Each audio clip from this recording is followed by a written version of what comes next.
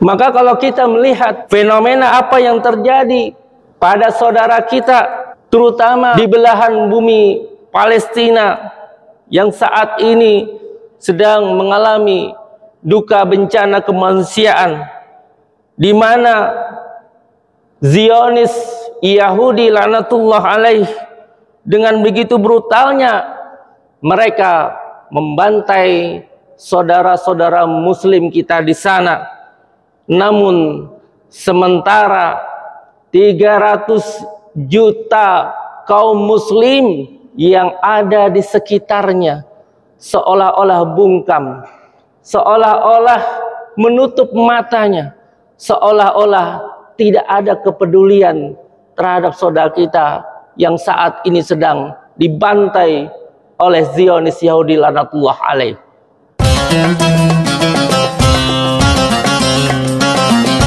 Assalamualaikum warahmatullahi wabarakatuh. Innal hamdalillah nahmaduhu wa nasta'inuhu wa nastaghfiruh wa na'udzu billahi min shururi anfusina wa min sayyiati a'malina. May yahdihillahu fala mudilla lahu wa may yudlil fala hadiyalah. Asyhadu an la ilaha illallah wahdahu la syarikalah wa asyhadu anna Muhammadan abduhu wa rasuluh. Allahumma salli wa sallim ala nabiyyina wa qudwatina Muhammad sallallahu alaihi wasallam wa ala alihi wa sahbihi wa man tabi'ahum bi ihsanin ila yaumiddin.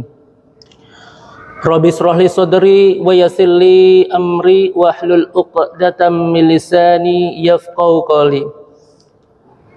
Alhamdulillah, bersyukur kita pada Allah Subhanahu wa taala, di kesempatan di pagi hari ini kita masih diberi oleh Allah Subhanahu wa taala karunia yang begitu besar.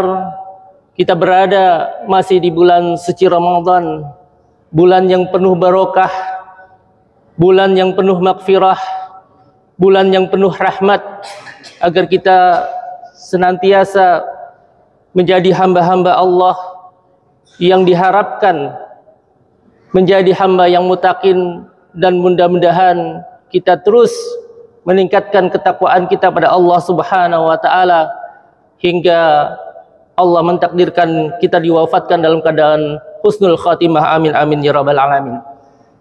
Selawat serta salam semoga senantiasa tercurah kepada uswah hasanah, suri teladan kita baginda Rasulullah Muhammad sallallahu alaihi wasallam, dan juga kepada keluarga, sahabat-sahabatnya serta pengikut setia sunnahnya hingga akhir zaman. Dan mudah-mudahan kelak saat kita dibangkitkan oleh Allah Subhanahu wa taala, kita mendapatkan karunia berjumpa dengan junjungan kita baginda Rasulullah Muhammad sallallahu alaihi wasallam, mendapatkan syafaatnya serta bersama-sama dengan beliau menuju surganya Allah Subhanahu wa taala.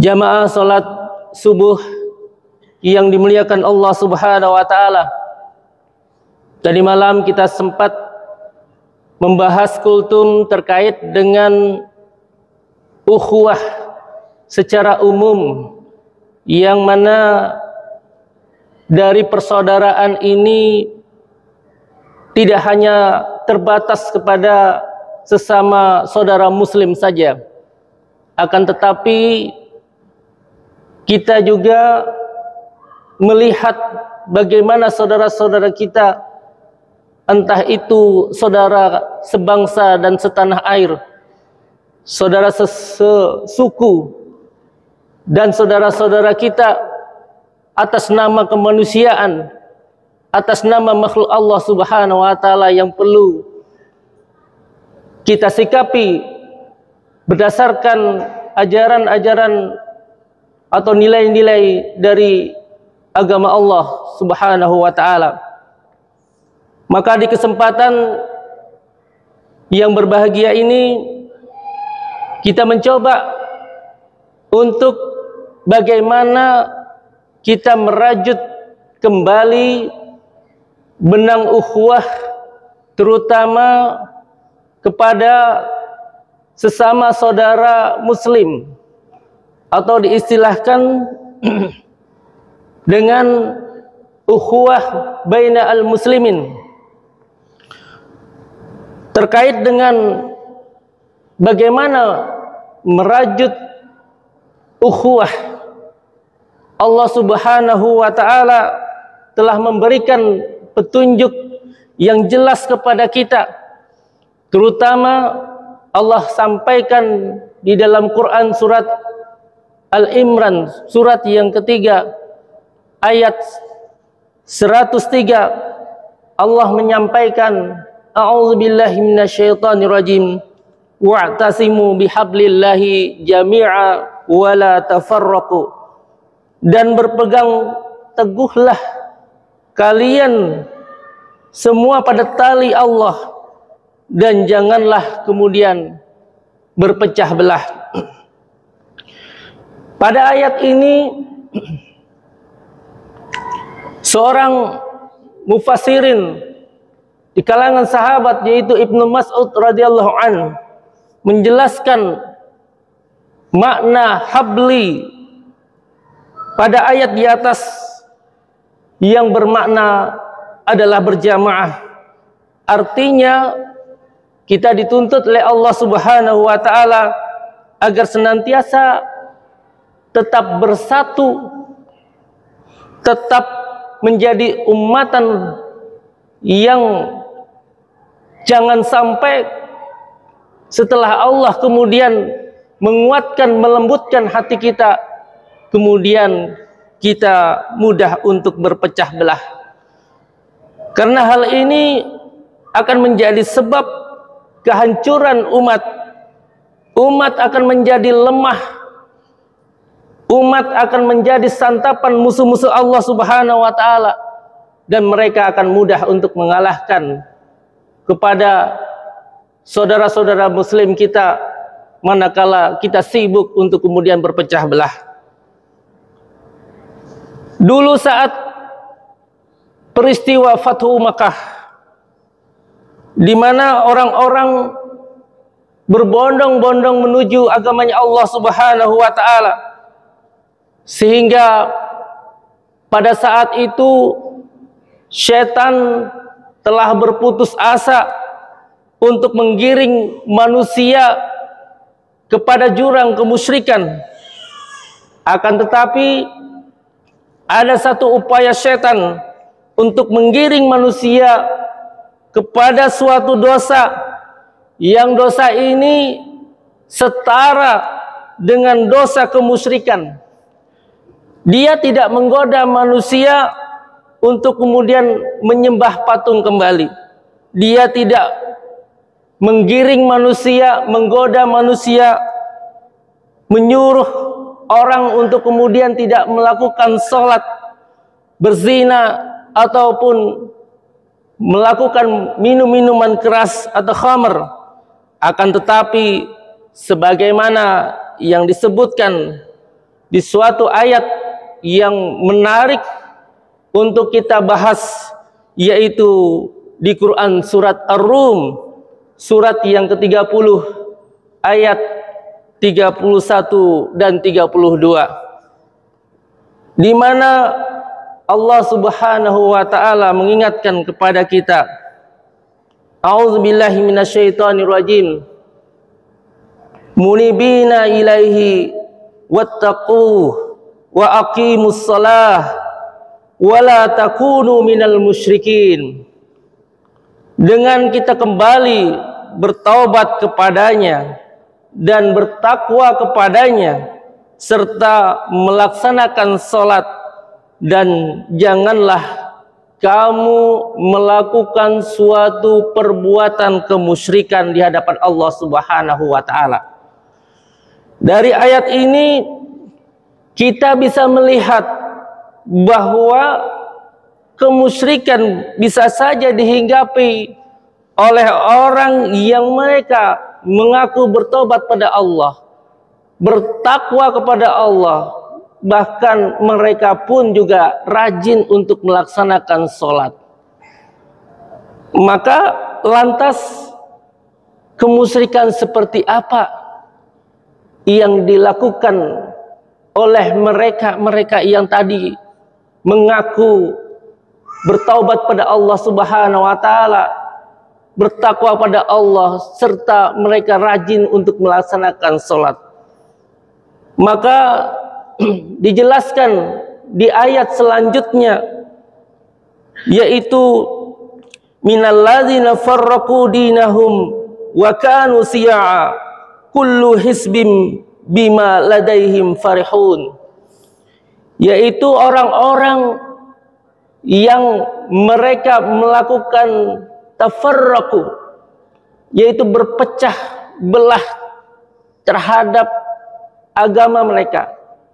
Di situ menggunakan kalimat tasydid, menunjukkan bahwa perpecahan ini tidak hanya dilakukan sekali dua kali saja, akan tetapi orang ini suka untuk melakukan pecah belah kepada sesama saudaranya, hingga mereka menjadi orang yang kemudian bangga terhadap golongannya, bangga terhadap kelompok-kelompoknya, bangga terhadap dirinya, merasa dirinya orang yang paling benar, merasa dirinya orang yang paling sahih, merasa dirinya orang yang paling alim, sehingga mereka merendahkan saudara-saudaranya, sehingga mereka mencela saudaranya,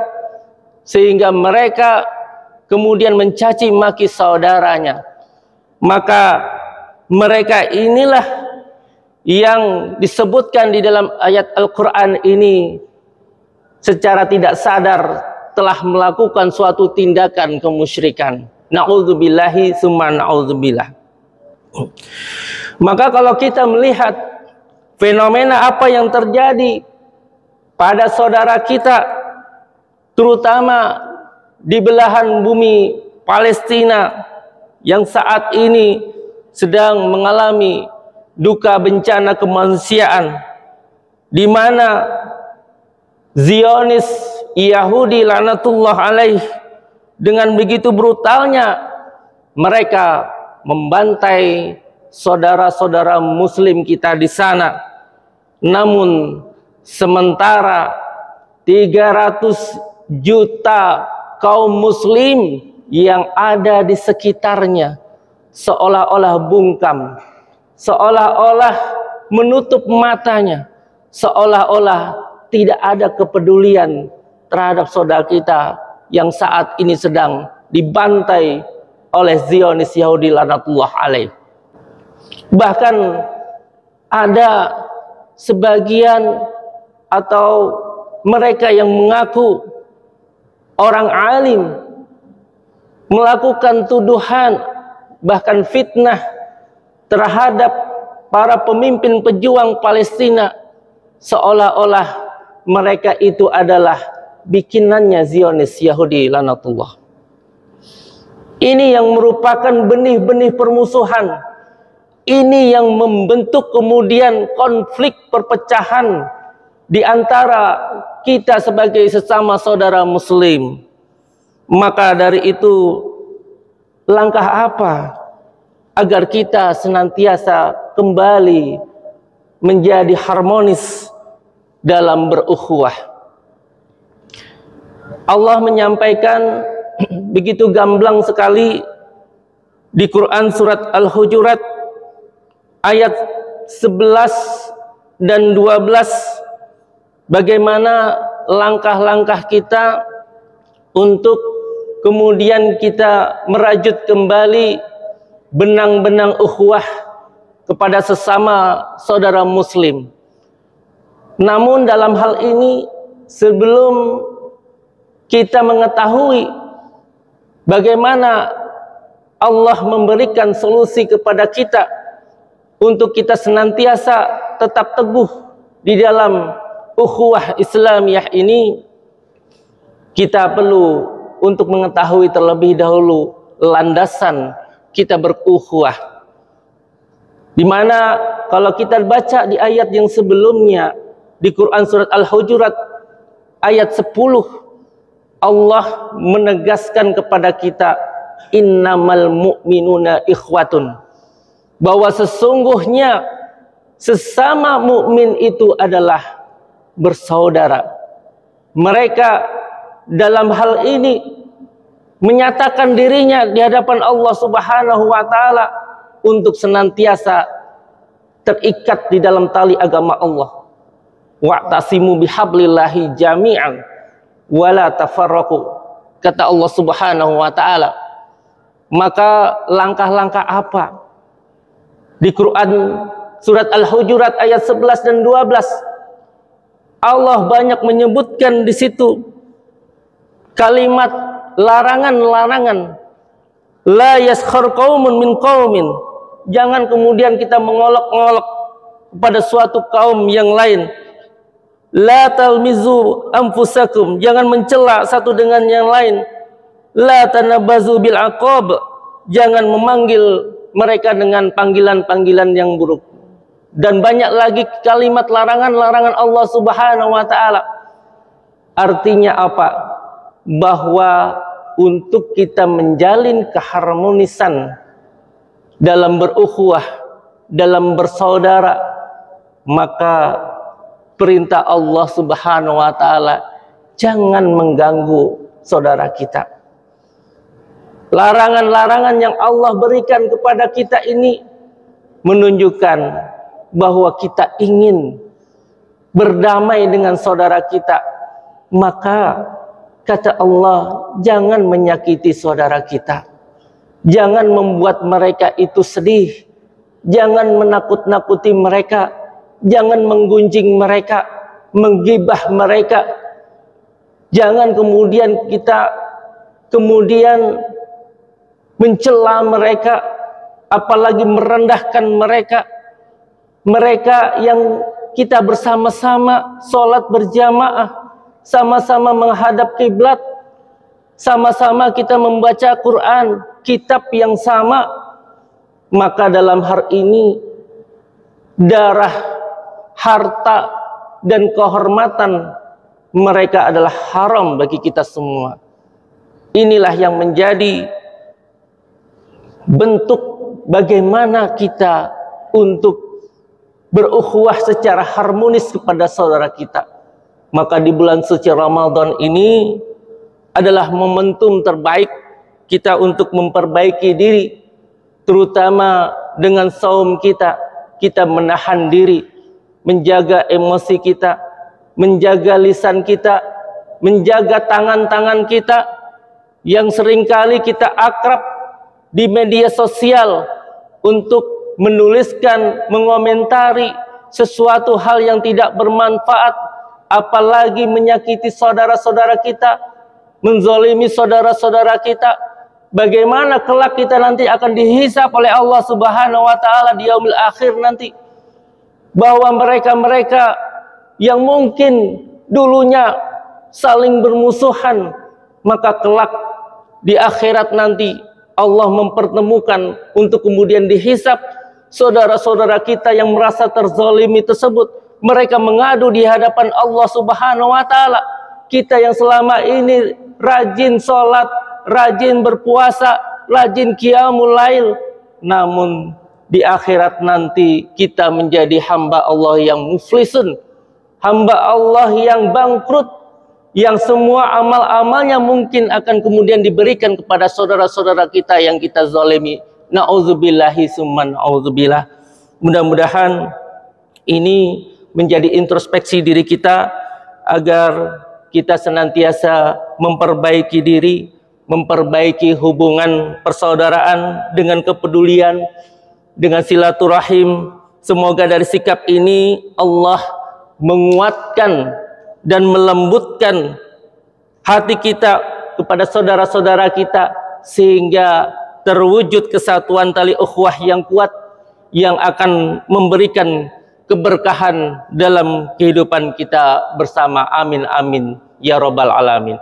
Demikian yang bisa kita sampaikan pada kesempatan di pagi hari ini. Kurang lebihnya mohon maaf. Subhanakallahumma wa bihamdika asyhadu an la ilaha illa anta astaghfiruka wa atubu ilaik. Wallahu muwaffiq ila aqwamit thoriq. Assalamualaikum warahmatullahi wabarakatuh. Thank you.